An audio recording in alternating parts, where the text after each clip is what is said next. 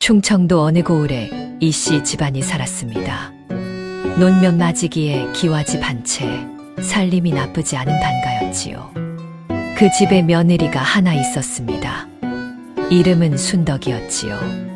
순덕이에게는 한 가지 특기가 있었습니다. 아니, 특기라고 부르기엔 좀 그랬지요. 손에 잡히는 것은 무엇이든 망가뜨리는 재주였으니까요.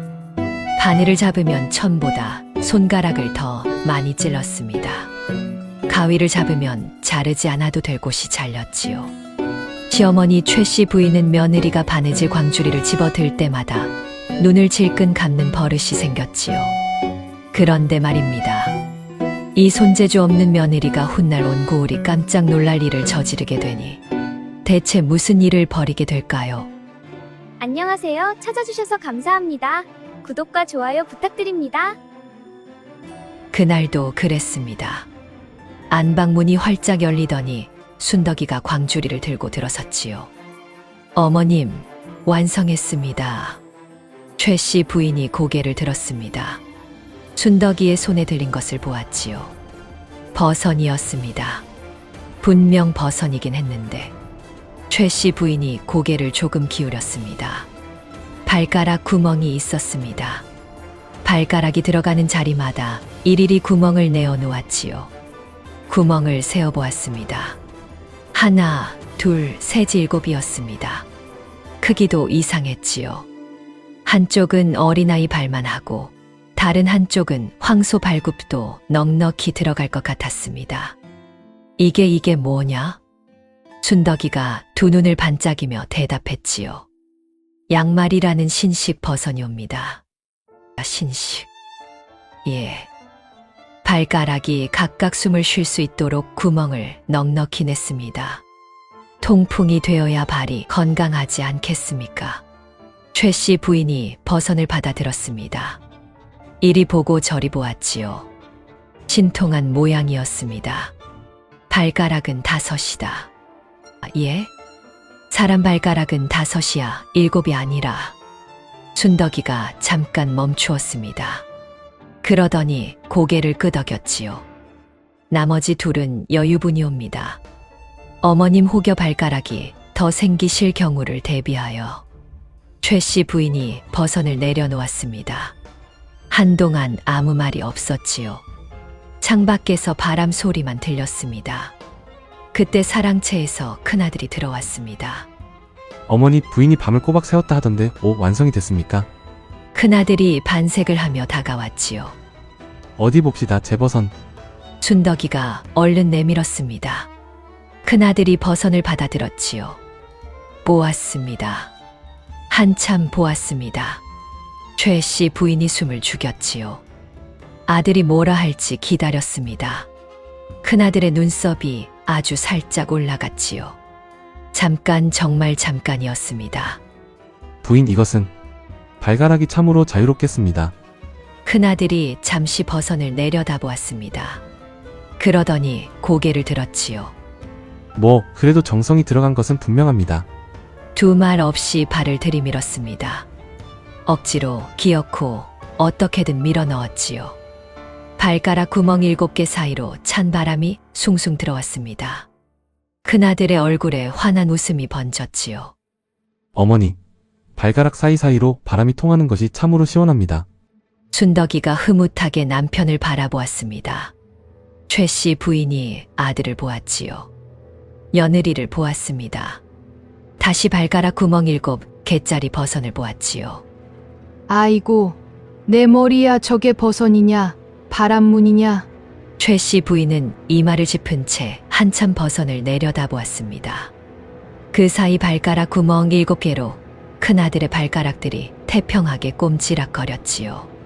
최씨 부인은 한참 그 버선을 바라보고 있었습니다. 볼수록 버선 같기도 하고 바람 잘 드는 대문 같기도 했지요. 한 발짝 물러섰습니다. 두 발짝 물러섰지요. 세 발짝째. 그런데 그때 발 뒤꿈치가 문지방을 잘못 밟았습니다. 몸이 휘청 기울었지요. 손을 뻗어 무언가를 잡으려 했습니다. 잡히는 것이 없었지요. 기우뚱하는 몸을 가누지 못하고 그대로 뒤로 넘어갔습니다. 퍽. 손목에서 둔탁한 소리가 났습니다. 최 씨 부인이 손목을 끌어안으며 마루에 주저앉았지요. 어머니, 큰아들이 버선을 신은 채 달려갔습니다. 순덕이도 달려갔지요. 최 씨 부인은 마루에 앉은 채 한동안 말이 없었습니다. 천장을 보았지요. 괜찮으십니까, 어머님? 순덕이가 물었습니다. 아이고, 어머니, 어디 다치셨습니까? 큰아들도 쪼그려 앉았습니다. 최 씨 부인이 그제야 손목을 내려다보았지요. 짚은 손목이 욱신거렸습니다. 어머니, 의원으로 바로 가셔야겠습니다. 제가 모시고 가지요. 괜찮다. 쉬면 낫겠지. 이렇게 부어오른 것이 어떻게 그냥 낫습니까? 최 씨 부인이 손목을 감싸 쥔 채 일어서려 했지요. 큰아들이 얼른 부축했습니다. 일어서고 보니 손목이 더 욱신거렸지요. 최 씨 부인이 눈살을 찌푸리며 손목을 내려다보았습니다. 오른손이었지요. 하필 오른손이었습니다. 아들아, 예, 어머니. 내 모임이 언제냐? 큰아들의 얼굴이 굳었지요. 보름 후입니다. 최 씨 부인이 손목을 내려다보았습니다. 그러다 혼잣말처럼 중얼거렸지요. 보름 후인데 도포를 어떡하냐? 원래 최 씨 부인이 손수 지어줄 참이었지요. 광 깊숙이 넣어둔 푸른 비단 한 필이 있었습니다. 청나라에서 들어온 것이었지요. 필 하나 값이 논반 마지기와 맞먹는 귀한 것이었습니다. 고을에서 바느질 솜씨로 첫순 꼽히는 최 씨 부인이 2달 전부터 아껴두고 벼르고 별러온 것이었지요. 큰아들이 처음으로 윗자리에 앉는 날이었으니까요.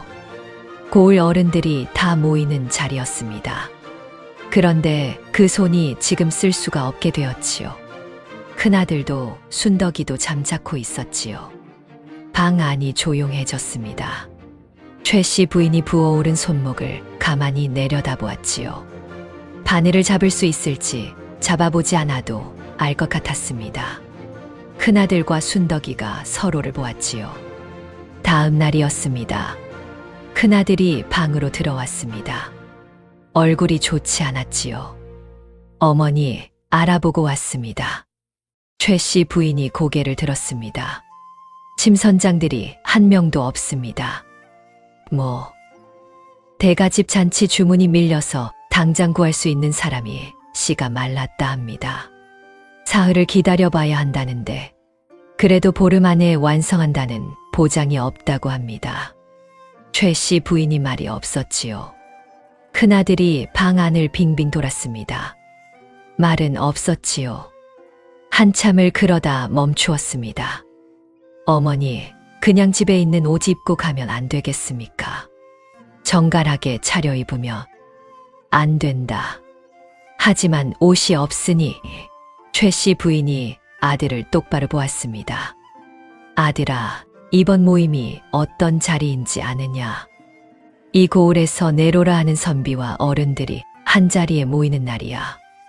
내가 처음으로 윗자리에 앉아 인사를 올리는 날이고, 예, 그 자리에서 옷 하나가 사람을 말해준다. 내 도포가 어떤 것이냐, 그게 곧 이씨 집안 얼굴이여. 몇 년 된 낡은 옷을 입고 나타나면 사람들이 뭐라 하겠느냐. 큰아들이 고개를 떨구었습니다. 최 씨 부인이 부어오른 손목을 내려다보았지요. 방 안이 다시 조용해졌습니다. 그때 방문이 스르륵 열렸습니다. 순덕이었지요. 고개를 들이밀고 있었습니다. 두 눈이 유독 반짝였지요. 어머님, 제가 있지 않사옵니까? 최 씨 부인의 얼굴이 하얗게 굳었습니다. 큰아들의 발걸음도 멈추었지요. 세 사람이 잠시 서로를 바라보았습니다. 과연 저 귀한 푸른 비단이 순덕이의 손에 들어가도 괜찮을까요? 최 씨 부인이 광문 앞에 섰습니다. 한참을 그러고 있었지요. 자물쇠를 쥔 손이 움직이지 않았습니다. 바느질 솜씨라면 이 고을에서 자신이 첫째였습니다. 시어머니에게 배웠지요. 시어머니도 윗대 시어머니에게 배운 솜씨였습니다. 대물림으로 내려온 손이었지요. 도포 하나를 지으면 선비들이 먼저 알아보는 손이었습니다. 그 손이 지금 쓸 수가 없었지요. 최 씨 부인이 부어오른 손목을 내려다보았습니다. 오래 보았지요. 광문 너머 어딘가에서 순덕이가 기침 소리를 냈습니다. 최 씨 부인은 눈을 감았습니다. 잠시 후 다시 떴지요. 자물쇠가 딸깍 열렸습니다. 순덕이가 다가왔습니다. 광문 사이로 푸른 빛이 새어나왔지요. 비단이었습니다. 반으로 곱게 접혀 보자기에 쌓인 채 선반 위에 놓여 있었지요. 순덕이의 눈이 커졌습니다. 어머님, 제가 못 믿겠다. 최 씨 부인이 말했지요. 짧았습니다. 순덕이가 잠깐 멈추었다가 다시 입을 열었습니다. 어머님, 저는 압니다. 제 손끝이 어머님 손끝만 못하다는 것을요. 최 씨 부인이 며느리를 보았지요. 순덕이가 두 눈을 반짝이며 말했습니다. 하오나 어머니, 손끝이 아니라 마음으로 지어보겠사옵니다. 최 씨 부인이 잠시 며느리 얼굴을 들여다보았습니다. 저 눈빛이 진심인지 무모한 것인지 도무지 알 수가 없었지요. 그때 큰아들이 끼어들었습니다.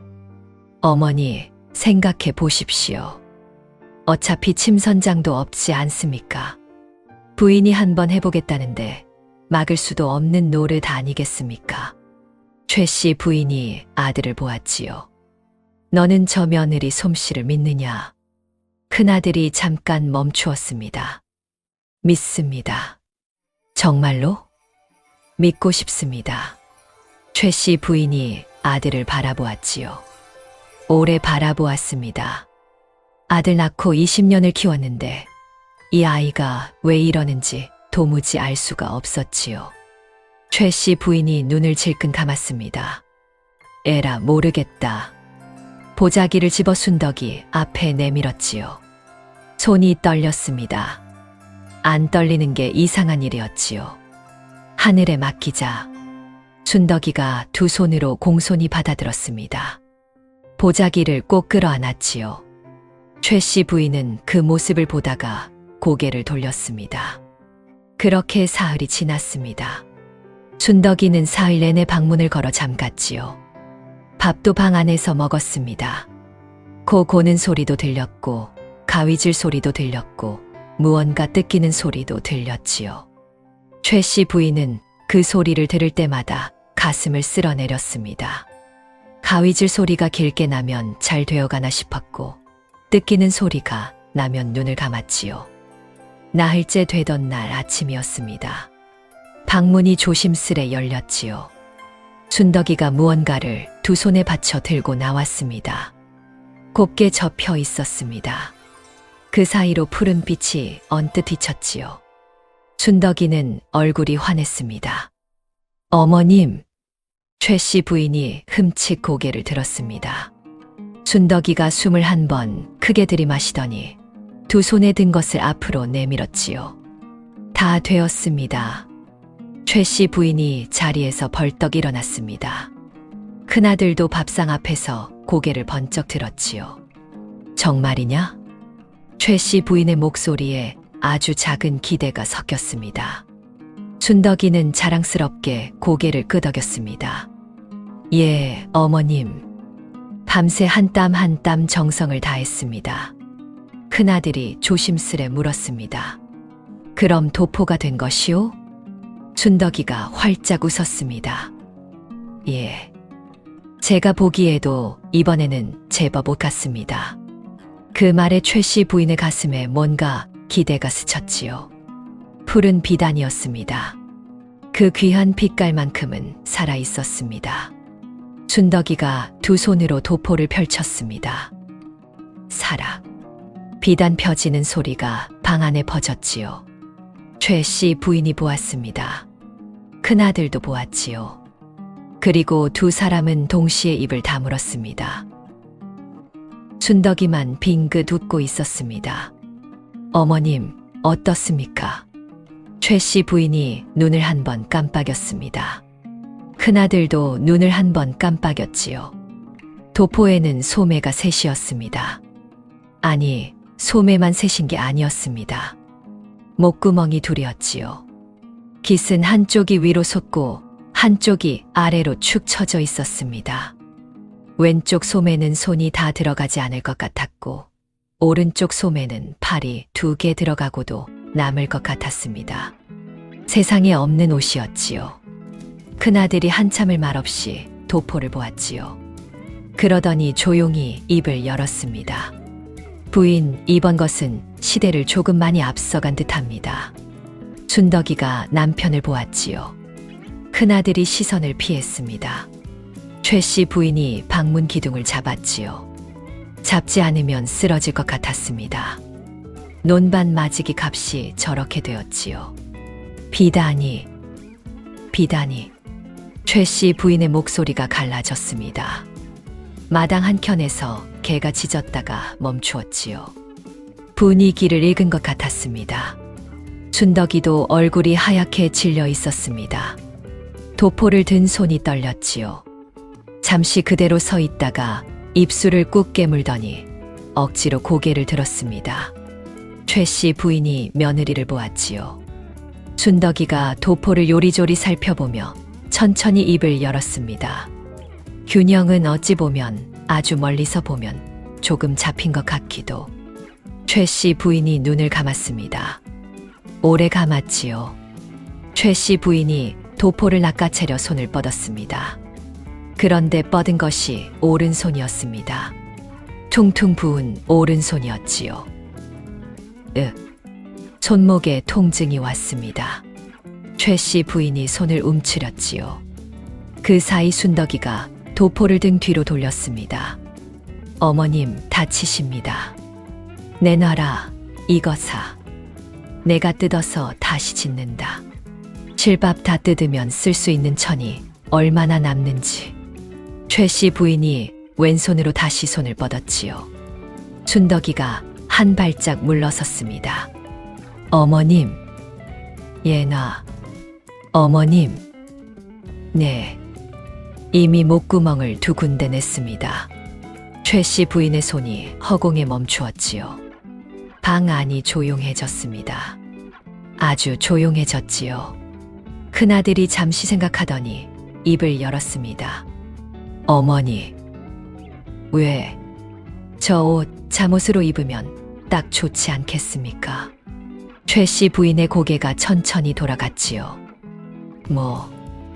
소매가 셋이면 어디 하나가 해져도 둘이 남지 않습니까?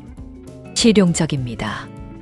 목구멍이 둘인 것도 답답할 때 다른 쪽으로 머리를 내밀면 되니 통풍이 잘 되고요. 최 씨 부인의 손이 천천히 뒷목으로 올라갔습니다. 잠옷. 예, 어머니. 청나라산 비단으로. 예, 어머니. 논반 맞이기 갑자리 그 비단으로. 시원하지 않겠습니까, 어머니? 최 씨 부인이 눈을 감았습니다. 뒷목을 꾹 눌렀지요. 한참을 그러고 있었습니다. 아들이 저 말을 진심으로 하는 것인지 도무지 알 수가 없었지요. 아들아. 예, 어머니. 모임이 며칠 남았느냐? 사흘입니다. 그래, 사흘이다. 최 씨 부인이 천천히 고개를 끄덕였지요. 끄덕이고 나서 다시 손목을 내려다보았습니다. 잠시 후 고개를 들어 며느리가 펼쳐놓은 도포를 보았지요. 방 안에 침묵이 깔렸지요. 가문의 체면이라는 것이 있었습니다. 눈에 보이지는 않지만 한 번 구겨지면 다시 펴기 어려운 것이었지요. 그때 순덕이가 입을 열었습니다. 어머님. 2 사람이 며느리를 보았지요. 제가 이 비단을 망쳤으니 제가 값을 만들어 오겠습니다. 최 씨 부인이 며느리를 보았습니다. 옷으로 팔 수 없다면 천값이라도, 천값이 안 된다면 웃음값이라도 받아오겠습니다. 방 안이 잠시 조용해졌지요. 최 씨 부인이 도포를 보았습니다. 소매가 셋이고 목구멍이 둘인 그것을 보았지요. 다시 며느리를 보았습니다. 순덕아. 예, 어머님. 그 웃음값이 도포 한 벌 값은 되겠느냐.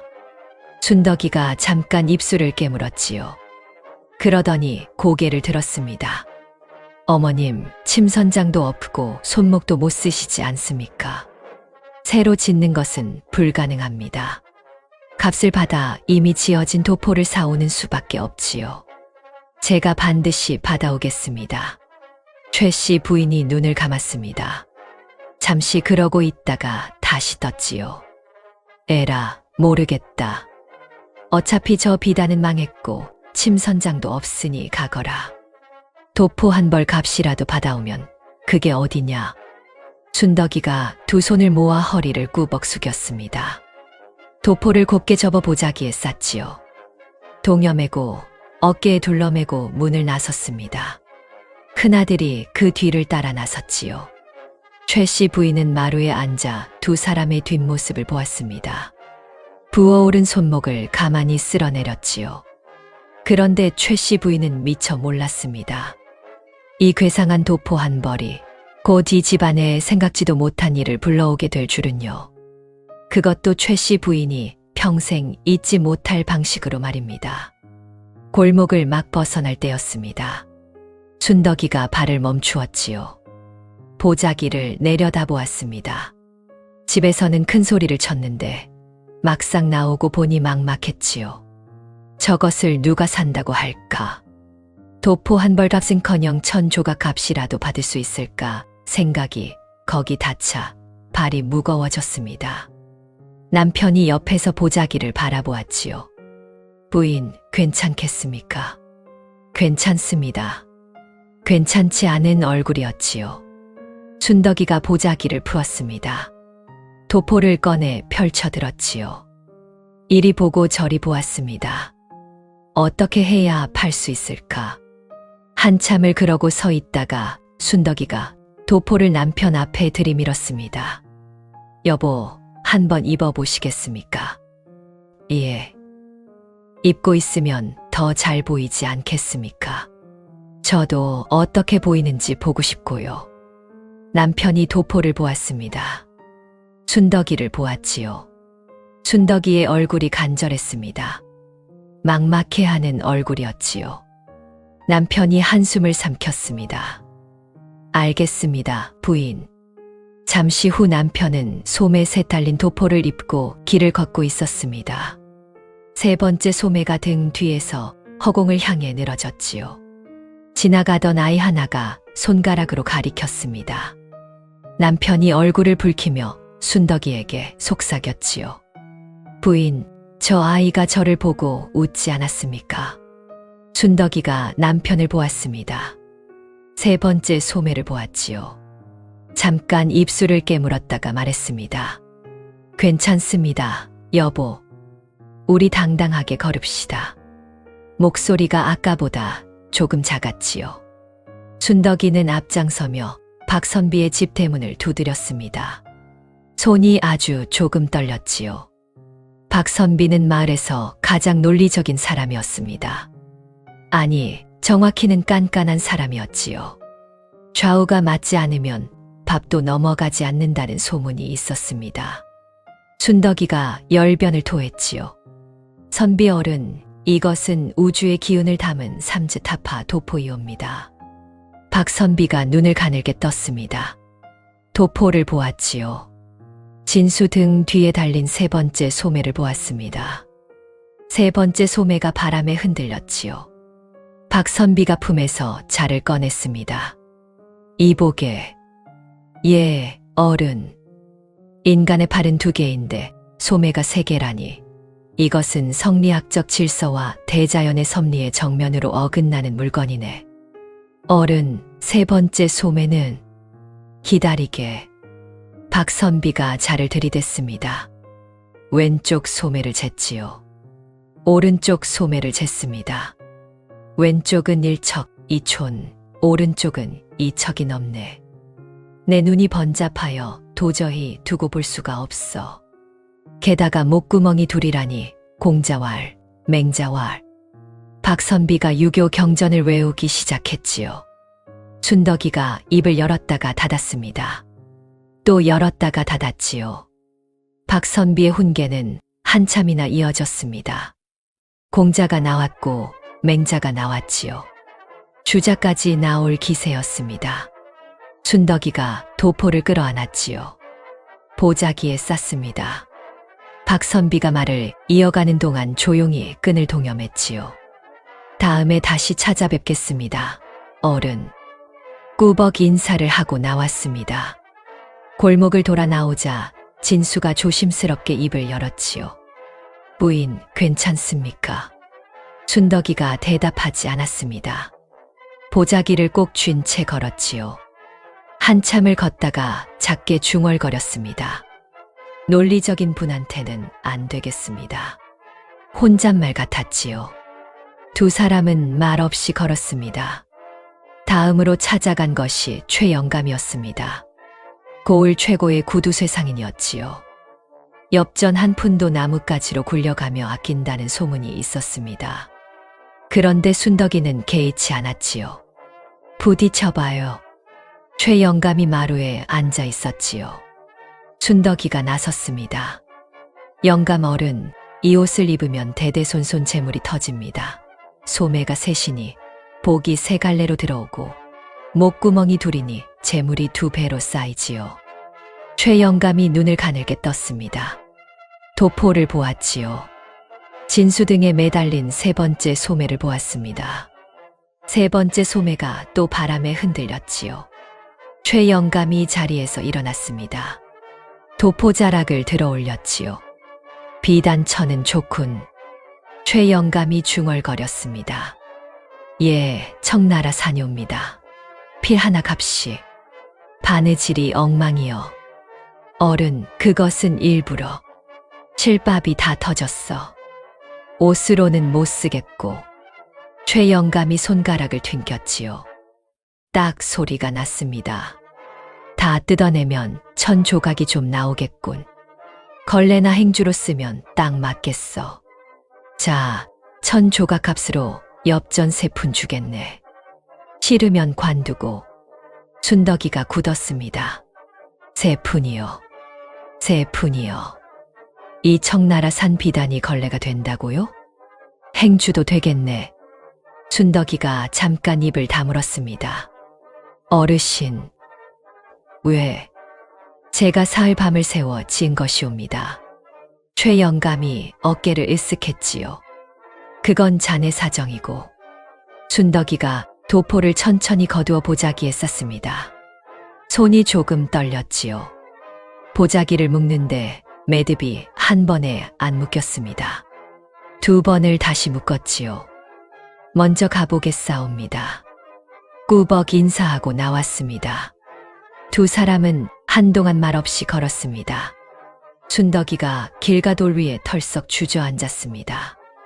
보자기를 무릎에 올려놓고 팔짱을 꼈지요. 한참을 그러고 있었습니다. 남편이 옆에 서서 눈치를 보았지요. 순덕이가 중얼거렸습니다. 박선비는 안 되겠습니다. 따지는 사람은 안 돼요. 최영감도, 셈 빠른 사람도 안 돼요. 부인, 그럼 어디로 가시겠습니까, 부인? 모르겠습니다. 순덕이가 도포를 무릎에 올려두고 한참 가만히 있었지요. 그러다 작게 중얼거렸습니다. 이 옷을 마음에 들어 하실 분이 어딘가에는 계실 텐데. 마음에 들어 하실 분, 그 말이 입에 닿는 순간 누군가의 얼굴이 떠올랐지요. 순덕이의 눈이 점점 커졌습니다. 있다. 남편이 깜짝 놀랐습니다. 부인, 누가?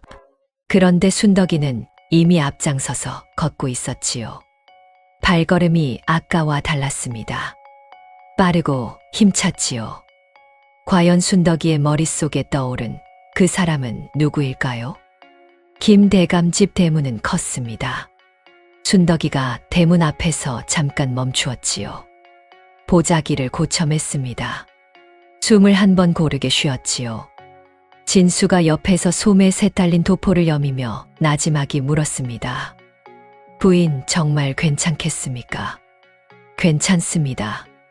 이번엔 목소리가 컸지요. 문지기에게 말을 건네자 잠시 후 안으로 들어올 수 있었습니다. 마당이 넓었지요. 순덕이가 마당을 가로질러 걸어가다가 무심코 한쪽을 보았습니다. 장독대 옆에 항아리가 하나 놓여 있었지요. 그냥 항아리가 아니었습니다. 부적이 잔뜩 붙어 있었지요. 누렇게 색이 바랜 것도 있었고 새 것도 있었습니다. 어떤 것은 가장자리가 너덜너덜해져 있었지요. 부적이 닳도록 길고 또 빈 흔적이었습니다. 순덕이의 눈이 잠깐 그곳에 머물렀지요. 그러다 다시 앞을 보았습니다.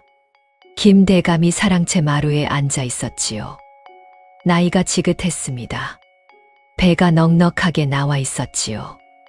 눈빛은 순했는데 무언가 늘 불안해하는 사람의 얼굴이었습니다. 순덕이가 허리를 꾸벅 숙였지요. 대감 어른, 귀한 물건을 가지고 왔사옵니다. 김대감이 눈을 들었습니다. 귀한 물건? 순덕이가 보자기를 풀었지요. 천천히 공들여 풀었습니다. 도포가 펼쳐졌습니다. 김대감이 고개를 내밀었지요. 남편 등 뒤에서 세 번째 소매가 흔들렸습니다. 순덕이가 입을 열었지요. 대감 어른, 이것은 그냥 도포가 아니옵니다. 소매가 셋이지요. 이 세 개의 소매는 삼재를 가두는 감옥이옵니다. 삼재가 소매 속으로 들어오는 순간 빠져나가지 못하지요. 김대감의 눈이 조금 커졌습니다. 삼재를 가둔다고? 그뿐이 아니옵니다. 순덕이가 목구멍을 가리켰지요. 목구멍이 둘이지요. 저승사자가 이 옷을 입은 분의 혼을 가지러 오면 어느 구멍으로 들어가야 할지 몰라 그냥 돌아가게 됩니다. 혼선이 생기는 것이지요. 김대감이 몸을 앞으로 기울였습니다. 혼선이 생기옵니다. 대감 어른. 김대감이 도포를 뚫어지게 보았지요. 세 번째 소매를 보았습니다. 목구멍 둘을 보았지요. 순덕이가 말을 이었습니다. 이 옷을 짓는데 사흘 밤을 꼬박 세웠사옵니다. 한 땀 한 땀 대감 어른 같은 귀한 분을 생각하며 지었지요. 거짓말은 아니었습니다. 사흘 밤을 세운 것은 사실이었지요. 김대감이 자리에서 일어섰습니다. 한번 입어봐야겠네. 순덕이가 얼른 도포를 받쳐들었지요. 김대감이 팔을 넣었습니다. 왼쪽 소매에 팔을 넣었지요. 잘 들어갔습니다. 오른쪽 소매에도 팔을 넣었지요. 그것도 잘 들어갔습니다. 이제 머리를 넣을 차례였지요. 목구멍이 둘이었습니다. 김대감이 왼쪽 목구멍으로 머리를 밀어 넣었지요. 들어가다가 멈추었습니다. 조금 조였지요. 조금 더 밀어 넣었습니다. 더 조였지요. 빠지지 않았습니다. 들어가지도 않았지요. 김대감의 얼굴이 목구멍 사이에 낀 채 헐떡였습니다. 얼굴이 붉어졌지요. 이것이. 진수가 순덕이를 보았습니다. 순덕이가 진수를 보았지요. 김대감이 머리를 빼내려 했습니다. 드르륵. 실밥이 나가는 소리가 났지요. 팍. 어딘가가 터졌습니다. 김대감이 뒤로 물러서며 도포를 벗어던졌지요. 숨을 헐떡였습니다. 도포가 마루에 떨어졌지요. 소매 한 군데가 터져 있었습니다. 목구멍 쪽 솔기도 늘어져 있었지요. 김대감의 얼굴이 벌개졌습니다. 이것이 무엇이냐? 순덕이가 한 발짝 뒤로 물러섰지요. 내 이놈, 내 인연.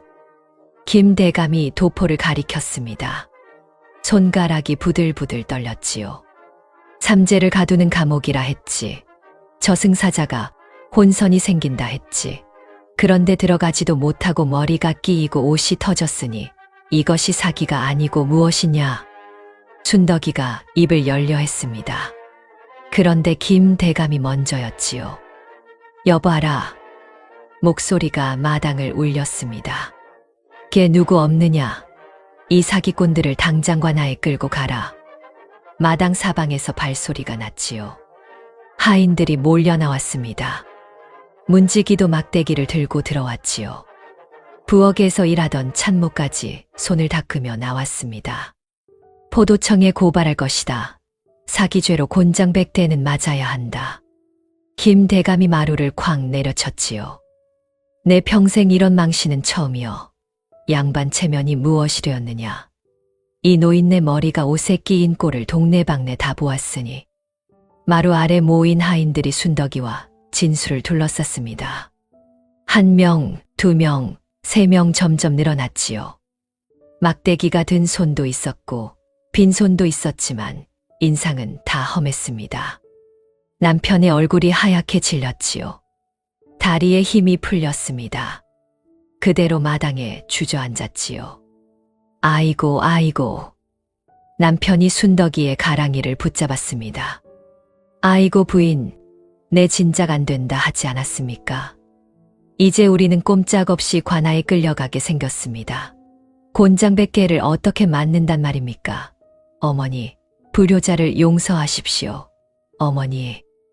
마당이 떠나가라 통곡을 시작했지요. 김 대감이 그 모습을 보고 더 화가 났습니다. 저것 보아라. 사기를 친 것이 분명하니 저렇게 통곡하는 것이다. 당장 묶어라. 하인 둘이 다가왔지요. 순덕이가 남편의 어깨를 잡았습니다. 여보, 정신 차리십시오. 남편이 흠칫 멈추었지요. 순덕이가 한 걸음 앞으로 나섰습니다. 도포를 집어들었지요. 마당이 다시 조용해졌습니다. 모두가 순덕이를 보았지요. 순덕이는 처음엔 아무렇지 않은 척 도포를 탁탁 털었습니다. 그러고는 김 대감 앞에 두 손으로 들어보였지요. 대감 어른. 목소리는 전보다 차분했습니다. 김 대감이 손을 들어 하인들을 멈추게 했지요. 뭐냐? 대감 어른, 이것은 사기가 아니옵니다. 머리가 끼신 것은 보기 밖으로 빠져나가지 못하도록 잠시 압축되는 형국이옵니다. 들어왔던 복이 다시 새어나갈 자리를 막은 것이지요. 순덕이가 터진 솔기를 손가락으로 짚었습니다. 그리고 여기 실밥이 터진 것은 올해 대감 어른 댁 재물운이 이렇게 빵 터지는 대길의 징조이옵니다. 마당이 조용해졌습니다. 너무 조용했지요. 김 대감은 한동안 순덕이를 바라보았습니다. 도포를 보았습니다. 터진 솔기를 보았습니다. 그러더니 입가가 꿈틀했습니다. 웃으려는 것이 아니었습니다. 참았던 화가 다시 올라오는 얼굴이었지요. 복이 압축된다고? 예, 대감 어른. 재물운이 터져. 그렇사옵니다. 김 대감의 얼굴이 붉어졌습니다. 말 같지도 않은 소리. 그 고함에 마당 끝의 하인들까지 어깨를 움츠었습니다. 김 대감은 도포를 손가락으로 가리키며 숨을 몰아쉬었지요. 안 그래도 요즘 우리 집이 되는 일이 하나도 없어. 작은 놈은 또 과거에 낙방하고 안 사람은 사흘째 자리에서 못 일어나고 외양간 송아지도 어제 죽었어. 그런 판국의 옷까지 이 모양이니 이게 사기가 아니고 무엇이냐. 순덕이는 입을 열려다 멈추었습니다. 조금 전까지 머릿속에 가득하던 말들이 그 순간 모두 사라졌지요. 복이 어떻고 재물운이 어떻고 실밥이 어떻고 그런 말들이 더는 통하지 않는 얼굴이었습니다. 순덕이는 그제야 마당을 다시 보았습니다. 장독대 옆 항아리마다 부적이 붙어 있었지요. 누렇게 바랜 것도 있었고 아직 풀도 마르지 않은 새 것도 있었습니다. 처마 밑에는 마른 쑥이 묶여 있었고 문기둥에는 붉은 글씨가 삐뚤게 붙어 있었습니다. 이 집은 오래전부터 무언가를 막아보려 애쓴 집이었습니다. 순덕이가 도포를 천천히 내려놓았습니다. 이번에는 팔려고 들지 않았습니다. 설명하려고도 하지 않았지요. 그저 김대감을 가만히 보았습니다. 대감 어른, 뭐냐? 춘덕이는 곧장 도포를 들이밀지 않았습니다. 대신 마당 한쪽 장독대를 가만히 보았지요. 마당에 들어오면서 보았사옵니다. 장독대 옆 항아리마다 부적이 붙어 있더이다. 김대감의 얼굴이 굳었습니다. 그건 내가 알바 아니다. 예, 소인이 알바는 아니옵니다. 하오나 누렇게 바른 것도 있고 어제 붙인 듯 새 것도 있었습니다. 한두 번 빌고 만 집은 아니었사옵니다. 오래 빌고 또 빌고 그래도 마음이 놓이지 않아 다시 빌어온 집이었지요. 김대감은 아무 말도 하지 않았습니다. 춘덕이는 도포를 조용히 내려놓았습니다. 대감 어른께서 참 많이 두려우셨겠습니다. 김대감의 눈썹이 꿈틀했습니다. 내가 무서울 게 뭐가 있느냐. 그러게 말이옵니다. 대감 어른 같은 분께서 두렵다 하시면 집안 사람들이 더 놀라지 않겠습니까? 그러니 겉으로는 호통을 치셨겠지요. 의원을 불러라, 부적을 더 붙여라, 굿을 해라, 재를 올려라. 그렇게라도 뭔가 하고 있어야 마음이 덜 무너지니까요. 김대감의 입술이 굳었습니다. 내가 뭘 안다고? 모릅니다. 다만 저도 오늘 큰일을 망쳐보니 조금은 알 것 같사옵니다. 내가 잘못해서 일이 이렇게 된 것 같고 가만히 있으면 더 큰일이 날 것 같고 무엇이든 붙잡아야 숨이 쉬어지는 마음 말입니다. 김대감은 순덕이를 보았습니다. 조금 전까지 날카롭던 눈빛이 아주 조금 흔들렸지요. 순덕이가 낮은 목소리로 말을 이었습니다. 작은 도련님이 낙방하셨을 때도 대감 어른께서는 아마 겉으로는 화를 내셨을 것이옵니다. 공부를 어찌했느냐 하고요.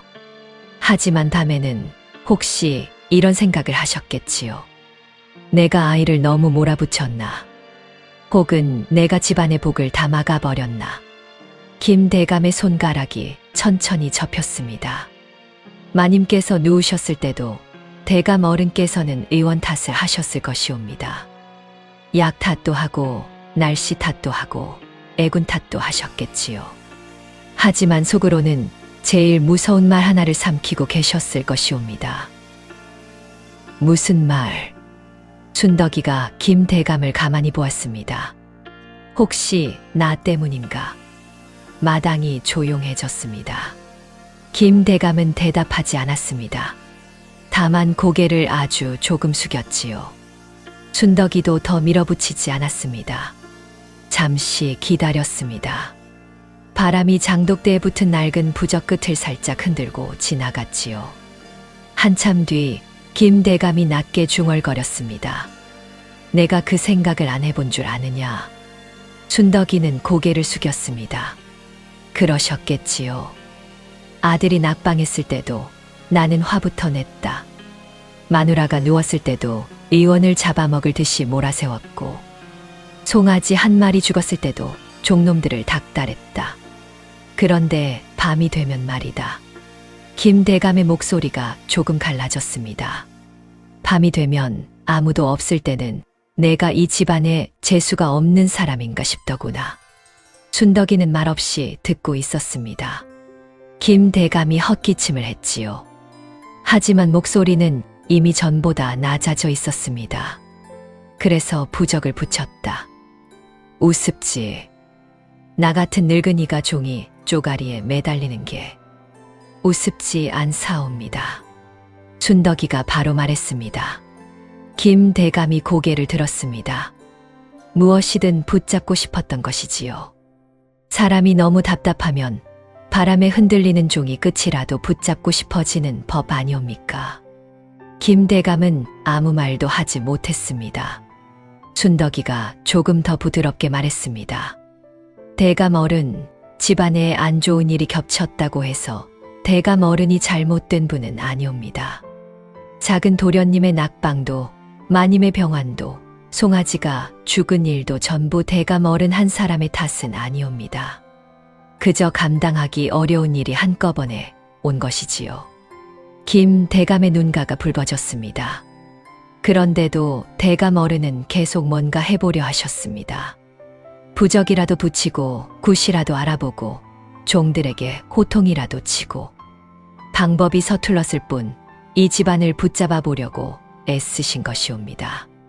김 대감의 어깨가 아주 조금 내려갔습니다. 오래 힘을 주고 있던 사람이 처음으로 숨을 내쉬는 것 같았지요. 애쓴 것이라고? 예. 두려워서 그러셨고, 걱정돼서 그러셨고, 지키고 싶어서 그러신 것이옵니다. 김 대감은 한참 동안 장독대 쪽을 바라보았습니다. 누렇게 바른 부적들이 바람에 바스락거렸지요. 나는 내가 한심한 줄만 알았다. 한심한 것이 아니라 오래 마음고생을 하신 것이옵니다. 그 말에 김 대감은 손등으로 눈가를 문질렀습니다. 급히 닦는 척했지만 이미 눈물이 맺혀 있었지요. 자네는, 예, 대감 어른. 자네는 뭐 하는 사람이요? 순덕이는 잠시 제 앞에 놓인 괴상한 도포를 내려다보았습니다. 소매가 셋이고 목구멍이 둘인 세상에 다시 없을 물건이었지요. 그리고 아주 조심스럽게 대답했습니다. 오늘 아침까지만 해도 바느질을 망친 며느리였사옵니다. 김 대감이 멍하니 순덕이를 보았습니다. 순덕이가 머쓱하게 웃었지요. 그런데 대감 어른 말씀을 듣고 보니 사람 마음도 가끔은 실밥처럼 엉키는 모양이옵니다. 억지로 잡아당기면 더 엉키고 천천히 풀어야 풀리는 것 같습니다. 김 대감이 천천히 마루에 주저앉았습니다. 도포를 내려다보았지요. 터진 솔기를 손가락으로 만져보았습니다. 한참을 그러고 있었지요. 소매가 셋이었습니다. 목구멍이 둘이었지요. 분명 이상한 옷이었습니다. 김 대감이 모르는 것이 아니었지요. 알고 있었습니다. 알면서도 마음 한구석이 풀렸지요. 가슴 한쪽 묶여있던 무언가가 풀렸습니다. 고맙구먼. 작게 중얼거렸지요. 하인들이 서로를 보았습니다. 막대기를 든 손이 슬그머니 내려갔지요. 문지기가 헛기침을 했습니다. 김 대감이 잠시 가만히 있다가 입을 열었지요. 이 옷의 값은 치러야 도리가 맞겠어. 대감 어른 그러실 것 없사옵니다. 아니요. 김 대감이 손을 저었습니다. 옷값이 아니라 자네 마음값이요. 여봐라. 하인들이 다시 모였지요. 외양간에서 그놈을 끌고 오너라. 예. 황소 말이여. 우리 집 제일 큰 놈. 마당이 술렁였습니다. 잠시 후 외양간 쪽에서 끙, 끙 하는 소리가 들렸지요. 하인들이 굵은 줄을 잡고 끙끙거리며 걸어 나왔습니다. 그 뒤로 커다란 황소가 따라 나왔지요. 뿔이 굵었습니다. 등이 넓었지요. 한 걸음 옮길 때마다 마당이 울렸습니다. 순덕이의 입이 벌어졌지요. 큰아들의 입도 벌어졌습니다. 김 대감이 황소 등을 두드렸습니다. 가져가게, 가져가. 순덕이가 잠깐 멍하니 서 있었지요. 큰아들도 옆에서 입을 벌린 채 황소를 바라보았습니다. 대감 어른 정말로 이 황소를 가져가라니까. 복이 압축되는 옷을 얻었으니 황소 한 마리가 대수냐. 아니, 그보다 오늘 내 답답한 속을 풀어주었으니 이 정도는 받아도 되네. 김 대감은 헛기침을 한 번 했습니다. 괜히 하늘을 올려다보았지요. 그리고 말이야. 예, 대감 어른. 그 도포는 내가 안채 장독대 옆에 걸어둘 것이네. 큰아들이 눈을 깜빡였습니다. 입으시려는 것은 아니시지요? 김 대감이 큰아들을 노려보았습니다. 내 머리가 또 끼면 어쩌려고 입겠느냐. 마당에 있던 하인들이 고개를 숙인 채 킥킥거렸습니다. 김 대감도 참다 못해 피식 웃었지요. 복이 압축되는 도포라 했으니 복이 빠져나가지 말라고 걸어두는 게지.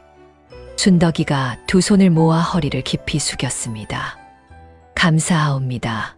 대감 어른. 이 은혜는 평생 잊지 않겠사옵니다. 김 대감은 손을 휘휘 저었습니다. 은혜는 무슨?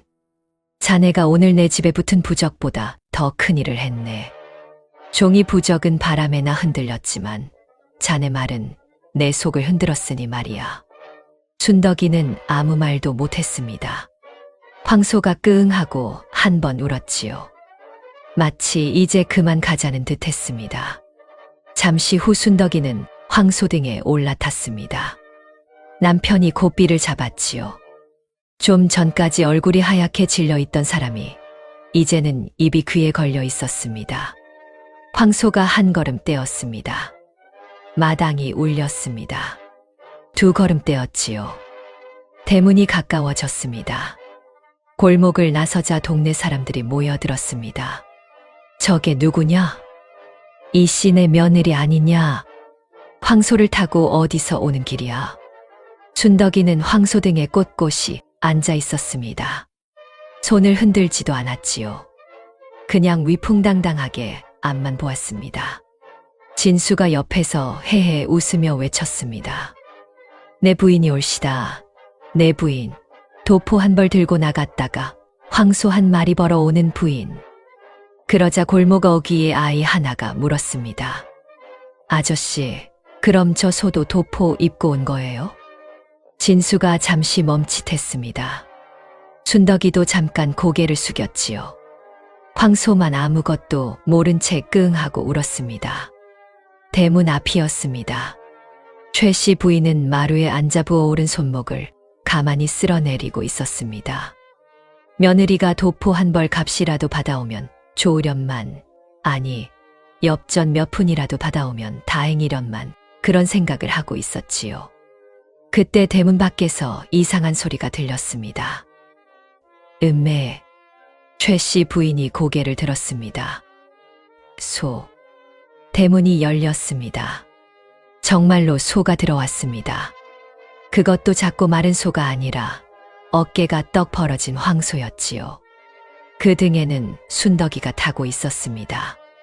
옆에서는 큰아들이 세상에서 제일 자랑스러운 얼굴로 고삐를 잡고 있었지요. 최 씨 부인은 자리에서 천천히 일어섰습니다. 저게 순덕이가 황소에서 조심스럽게 내려왔습니다.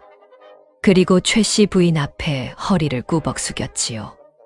어머님, 도포 한 벌 값 받아왔사옵니다. 최 씨 부인이 황소를 보았습니다. 며느리를 보았지요. 다시 황소를 보았습니다. 이게 도포 한 벌 값이라고? 예, 어머님. 그 솜에 새 딸리고 목구멍 둘난 도포가. 예, 어머님. 논밭 마지기 갑자리 비단을 망쳐서 만든 그 도포가. 순덕이가 아주 작게 고개를 끄덕였습니다. 예, 어머님. 최 씨 부인은 마루 기둥을 잡았습니다. 잡지 않으면 또 주저앉을 것 같았지요. 그런데 이번에는 화가 나서가 아니었습니다. 기가 막혀서, 우스워서, 그리고 조금은 마음이 놓여서였습니다. 아이고, 내 머리야.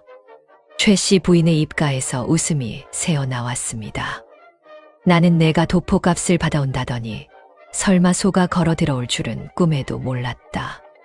큰아들이 옆에서 얼른 끼어들었습니다. 어머니, 제 부인이 한다면 한다고 하지 않았습니까? 최 씨 부인이 아들을 보았습니다. 너는 가만히 있어라. 너는 아직도 그 버선 신고 있느냐? 큰아들이 얼른 제 발을 내려다보았습니다. 발가락 구멍 7개짜리 버선이 그대로 신겨 있었지요. 발가락들이 또 태평하게 꼼지락거렸습니다. 순덕이가 민망해서 고개를 숙였습니다. 어머님, 제가 오늘 비단도 망치고 집안도 놀라게 하고 참 큰일을 많이 냈사옵니다. 최 씨 부인은 한참 며느리를 바라보았습니다. 순덕이의 얼굴에는 아침에 그 당당함만 있지 않았습니다. 미안함도 있었고 안도감도 있었고 그래도 어떻게든 해냈다는 작은 기쁨도 있었지요. 최 씨 부인이 천천히 손을 내밀었습니다. 순덕아, 예, 어머님. 내 손끝은 아직 믿을 수가 없다. 춘덕이가 고개를 더 숙였습니다. 그런데 최 씨 부인의 목소리가 조금 부드러워졌지요. 하지만 내 마음은 오늘 믿어도 되겠구나. 춘덕이가 고개를 들었습니다. 최 씨 부인이 웃음을 참으며 황소를 턱짓했습니다. 바느질은 하지 말고. 예. 장사는 한번 해봐라. 큰아들이 웃음을 터뜨렸습니다.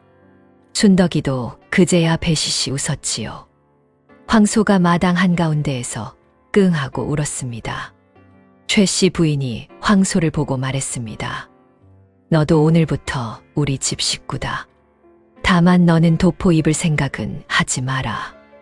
그 말에 큰아들이 또 웃고 순덕이가 웃고 마루 끝에 앉은 최 씨 부인도 결국 소리 내어 웃었습니다. 마당에는 햇볕이 가득했습니다. 사흘 전 발가락 구멍 7개짜리 버선 때문에 쓰러질 뻔했던 집이었지요. 낮에는 소매 새 딸린 도포 때문에 통곡하던 집이었습니다. 그런데 해가 기울 무렵 그 집 마당에는 황소 한 마리와 웃음소리가 함께 들어와 있었습니다. 그리고 그날 이후 최 씨 부인은 순덕이가 바느질 광주리를 집어들 때마다 여전히 눈을 질끈 감았습니다. 하지만 장에 간다며 보자기를 둘러맬 때만큼은 아주 조용히 말했지요. 이번엔 소 말고 달 정도만 벌어오너라. 순덕이는 배시시 웃으며 대문을 나섰습니다. 최 씨 부인은 못 이기는 척 마루에 앉아 그 뒷모습을 바라보았지요. 마당 한가운데에서는 황소가 느릿느릿 여물을 씹고 처마 끝에는 늦은 햇살이 부드럽게 내려앉았습니다. 발가락 구멍 7개짜리 버선 한 짝은 여전히 대청마루 끝에 놓여 있었습니다. 바람이 살짝 굴 때마다 그 구멍 사이로 볕이 드나들었지요. 이 씨 집 마당에는 그날도 한숨과 웃음과 소 울음소리가 함께 섞여 있었습니다. 오늘의 이야기는 여기까지입니다. 긴 시간 청취해 주셔서 감사합니다. 또 다른 재미난 옛날 이야기가 준비되어 있습니다. 많은 관심 부탁드립니다. 오늘도 웃음 가득한 하루 되시길 바랍니다. 감사합니다.